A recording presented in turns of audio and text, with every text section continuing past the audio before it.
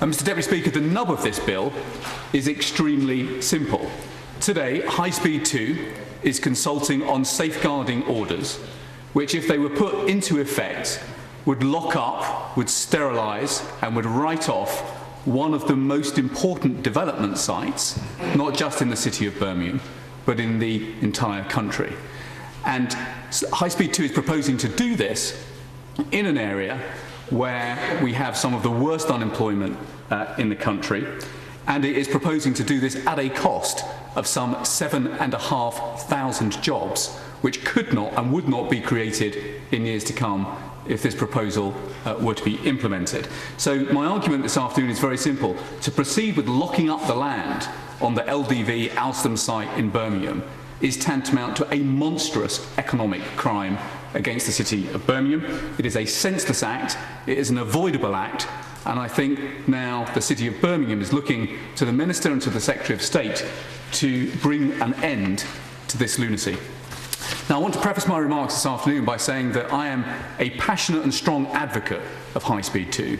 However, putting a marshalling yard in the middle of the inner city, in the middle of one of the worst, in fact, in the middle of the worst unemployment black spot in the country, is simply a recipe for hobbling the economic growth of the city of Birmingham, and specifically East Birmingham, for literally the next 50 years. And we should not in this House stand by and watch that happen. Mr. Deputy Speaker, around half of the city of Birmingham's unemployment is concentrated in the three constituencies, Hodge Hill, Ladywood and Erdington, all of which are at the junction of the site in question where HS2 proposed to build their marshalling yard.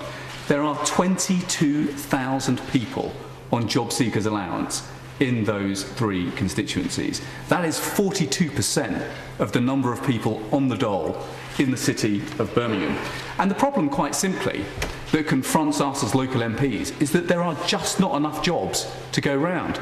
And that is why a couple of years ago I'd suggested to officials at Birmingham City Council, and indeed to the owners of this site, that there was a once-in-a-century moment about to come to pass. Because with the liquidation of LDV, with the liquidation of the Regional Development Agency in 2010, for the first time in 100 years, three great pieces of the jigsaw puzzle on the LDV Alstom site were about to come together for the first time. And in so doing, it created the second biggest development site in the city of Birmingham after Longbridge in the south of the city. Now, when I asked city planners to undertake some very rough and ready master planning of what could be done on a site so big, so neatly adjacent to the city centre, so neatly adjacent to the brilliant transport links that we have in East Birmingham, they said, after a bit of work, that something of the order of 7,500 jobs could be created on this site. So here we are, Mr. Deputy Speaker. We can see on the table a specific proposal to create 7,500 jobs in the middle of the worst unemployment black spot in the country. That, at a stroke, would take 1 in 6 of the city's dole queue off the dole and into work, paying in tax and national insurance, not sitting on the dole, taking out benefit. That is why this is too good a prize to simply throw away. And of course, what is worse is that if this proposal is to go ahead, we would be losing 850 jobs within the next couple of years. There are two big businesses on the site, both are ambitious to expand, but of course both would be forced to move quite quickly if this proposal was given the green light. And of course, this is now not a theoretical problem. In the last year or so, we have had two major businesses, Mr. Deputy Speaker, both seeking something of the order of 1 million square feet, wanting to invest in this site and ultimately turning away and going somewhere else because of the uncertainty which HS2 has cast over this site. At a time of rising unemployment in East Birmingham, that quite simply is a tragedy.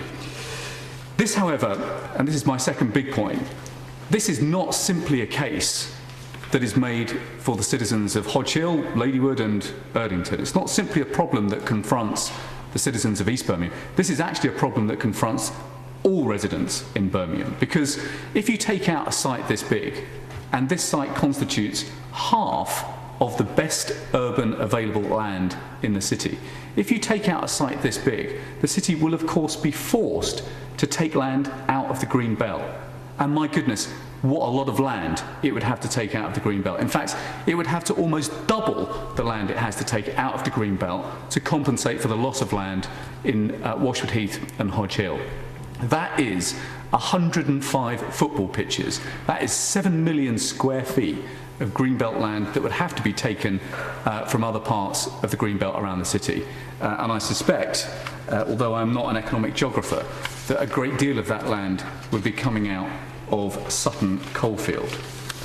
So, there are big points not just for residents in Hodge Hill to be concerned about, but big points that citizens across the city will be worried about. I suppose the third major concern that I have is that this current proposal, if it goes ahead, is not going to last 10 minutes in court.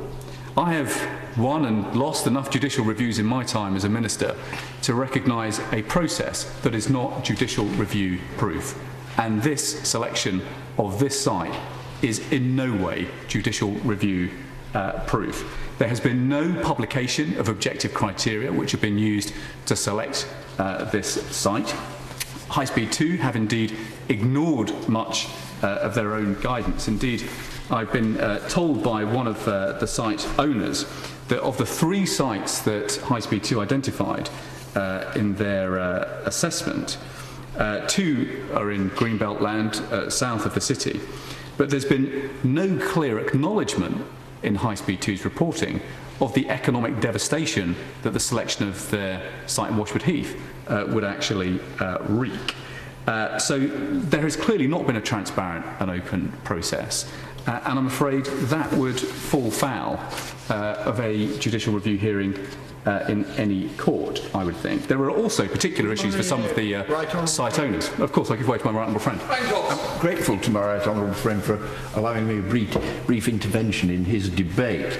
As someone who's been trying to protect the interests of the people who live in my constituency, I sympathise with his efforts to protect the interests of his constituents. But could I advise him not to give too much weight to any assurances he may receive in this debate? Because on the 20th of December 2010, when originally announcing HS2 was to go ahead, the then Transport Secretary, the Right Honourable Member for Runnymede, said that people adversely affected would be, and I quote, compensated fairly, end quotes, and in response to the Shadow Transport Secretary stated, it is right and proper that individuals who suffer serious financial loss in the national interest should be compensated.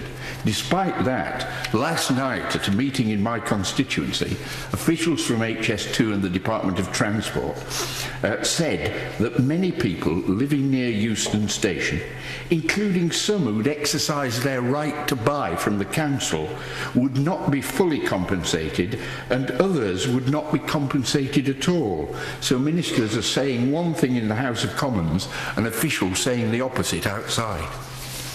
Well, I'm very grateful to my right honourable friend for those important points, and I'm afraid the point that he makes about the standard and the quality of the way in which the High Speed team have gone about public consultation rings very, very true.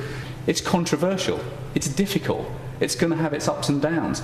It needs a powerful coalition across all parties to support it. That support across party is jeopardised when we have slipshod, mediocre management of a consultation process, which, in the case of the landowners that have talked to me, has actually involved them producing very detailed and very expensive submissions and getting but a letter of acknowledgement, not even getting the offer of a meeting, not even getting an invitation to come to consultations forums. Indeed, AXA Insurance, which is one of the site owners, presented some very detailed proposals which were not even acknowledged by High Speed 2, provoking the Secretary of State himself, or I think herself, to have to apologise for the omission. When you have got a project that is so significant to the country's future, we need the world's best team managing the consultation, not any old team. And I hope that is something that the Minister will take on board. The final point, I suppose, Mr. Deputy Speaker, that I wanted to make is that there will be some landowners, like the Homes and Communities Agency, that do have a legal obligation in transferring their assets to seek the best possible outcome for local communities. I cannot see how such an obligation could be satisfied under the current proposals on the table. So I hope the Minister will have listened hard to the debate today. I look forward to a fulsome response. I look forward even more to the Secretary of State and him taking the decision to put this marshalling yard somewhere else. There are much better sites that are available for it. There are sites that are much closer to the Y junction at Birmingham International Airport, where there are significant land holdings actually in the hands of Birmingham City Council. It is true they are on Greenbelt land, but it is also true that they are landlocked by the M42 and therefore dead. They have no future economic purpose. They're in the middle of a very kind of busy motorway junction. They're perfectly suitable and appropriate for designs of this type. The key reasons for Washwood Heath's selection as a preferred option are due to it being close to the Curzon Street terminus station, and that it is situated off the main HS2 line of route, and the site is centrally placed within the future national high-speed network. This process is documented in HS2 Ltd's report, Rolling Stock Maintenance Depot Selection, which was prepared in September 2010. In developing a long list of options, HS2 Ltd worked closely with Birmingham City Council officers who agreed with the site selection process. Sure. I'm very grateful to the Minister, who's been characteristically generous in giving way. It is simply inconceivable that it could be said that Birmingham City Council officers agree with this site selection. Inconceivable. I have worked with so many of them for so long that they are very clear about the economic catastrophe that this site would represent. And so I hope when we come to the conclusion of this debate over the next month or two, there is a note of consensus. But I have to say to the Minister that it will be the Labour front bench position that if the legislation is not on the books by 2015 and Labour is to form the next government, then we will look at this decision again. Well, let me just say on the issue of Birmingham City Council officers, he will know from his ministerial time in office that he would, in preparing for an adjournment debate as I have, discussed these matters in some detail, be properly prepared with officials. And I raised that specific point and was given assurance that that had indeed been the response from Birmingham City Council officers, and that's why it's included in today's comments. The right honourable gentleman questions the robustness of the process, but I'm satisfied that it's been a thorough examination. The member for St Pancras, Holborn and St Pancras, raised an issue about consultation at a meeting which obviously I have no knowledge of from last night. All I would say is that it's the government's intention to make sure there is proper compensation, and that has not changed from the statement made by the honourable member for Runnymede. Yeah. Try and make sure that the officials of HS2 Ltd and the Department of Transport are made aware of ministerial desires and intentions, because they were outrightly denying them last night. Well, so I wasn't at the meeting, and I'd be surprised if that was indeed the case. But I've just restated again the position. I've just restated the position to the House here that we believe in proper compensation for people who are affected by HS2. The Minister is generous in giving way a second time.